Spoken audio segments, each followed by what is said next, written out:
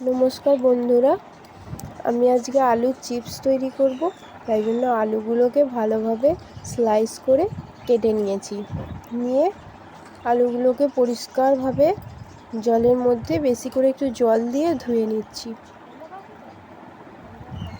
আলুগুলো আমার ভালোভাবে ধোয়া হয়ে গেছে।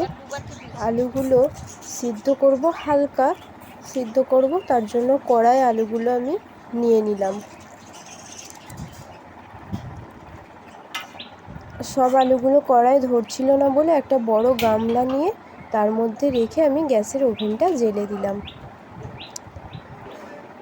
এর মধ্যে এবার বেশি করে একটু লঙ্কা গুঁড়ো দেবো, কেননা জলের মধ্যে তো জলটা ফেলে দিলে ঝালটাও চলে যাবে, তাই একটু বেশি করে লঙ্কা গুঁড়ো দিতে হবে, অনেকটা পরিমাণ। তারপর সামান্য একটু হলুদ দিলাম। তারপর একটু বেশি করে লবণ দিতে হবে, কেননা একই ব্যাপার, লবণটাও জলটা ফেললে চলে যাবে, তাই বেশি করে দিলে একটু টেস্টটা ভালো হবে। এবার ভালো করে আমি চামচে করে নেড়ে নেব, যাতে জলের সাথে লঙ্কা গুঁড়ো, হলুদ গুঁড়ো, নুন সব মিশে গিয়ে বেশ টেস্টি খেতে হয় আলুর চিপসটা। ভালো করে নেড়ে নিচ্ছি। তাই গ্যাসের ফ্লেমটা একদম হাই ফ্লেমে দিতে হবে।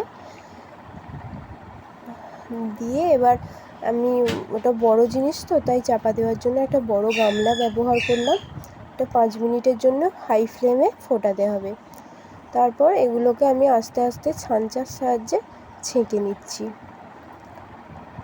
আস্তে আস্তে খুব সাবধানে করতে হবে, কেননা গরম জিনিস সাবধানেই করতে হয়। দিয়ে আস্তে আস্তে সব ছাঁচা করে ছেঁকে নিলাম।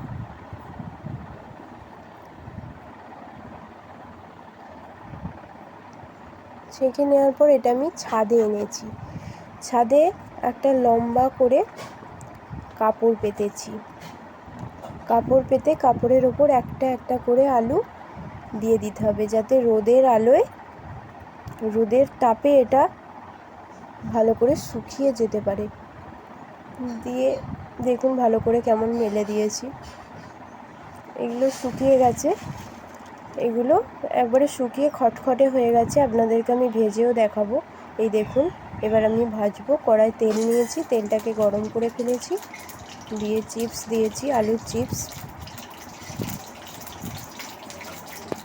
আস্তে আস্তে এটা হবে,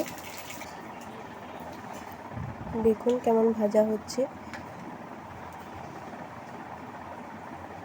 বেশিক্ষণ ভাজলে হবে না, বেশিক্ষণ ভাজলে আবার এটা পুড়ে যেতে পারে। এই দেখুন হালকা, এরকম হালকা তেলে খাড়ি নেড়ে।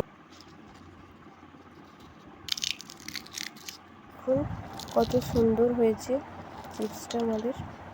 ভালো লাগলে একটা লাইক করবেন।